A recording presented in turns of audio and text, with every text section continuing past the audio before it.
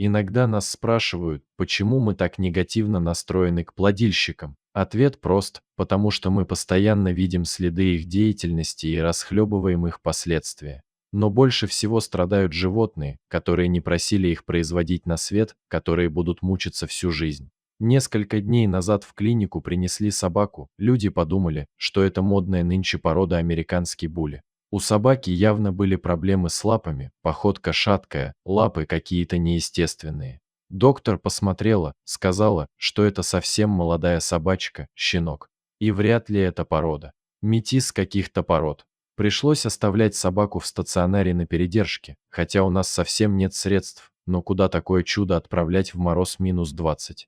Размещали объявления, вдруг потеряшка. Мониторили все социальные сети, тишина. В клинике также никто не обращался. Город у нас очень маленький и поиск собаки не проблема. Просто никому не надо. Чипа у собаки тоже нет. Хата на объявление начали откликаться халявщики, которые, считая, что это дорогая порода, писали, что прям сегодня заберут. А узнав, что собака метис, да еще и проблемная, сразу сливались. Сегодня мы повезли малышку к специалистам в другой город, где есть оборудование и узкие специалисты, чтобы обследовать. По УЗИ внутренних органов все не очень хорошо, но не критично. А с лапами и позвоночником все серьезнее.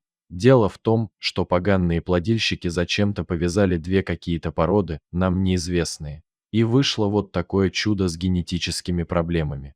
У малышки не гнутся практически лапки в коленях, задние тоже немного может заносить на гладких поверхностях. С этим уже ничего не сделаешь, такой она родилась. Такое и будет жить. Нельзя сказать, что это как-то влияет на ее жизнь, но так она вынуждена будет жить всегда. Девочка, назвали ее Мэгги, очень ласковая, пощенячьи наивная и добрая. Облизывает людей, бегает и радуется. Совсем не понимает, что ее ждет в жизни. Мы очень верим, что Мэгги найдет свою семью, которая не испугается ответственности, у которой будет возможность наблюдать малышку в клинике.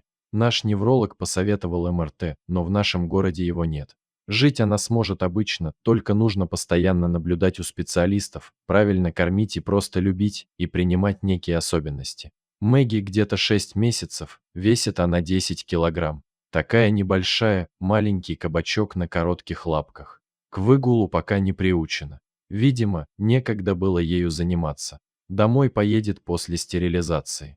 Доктор разрешил через несколько дней. Будем надеяться, что Мэгги совсем скоро обретет свой дом. Дорогие зрители, если вам понравилась история, пожалуйста, поделитесь ей. А также не забудьте подписаться на канал и поставить лайк.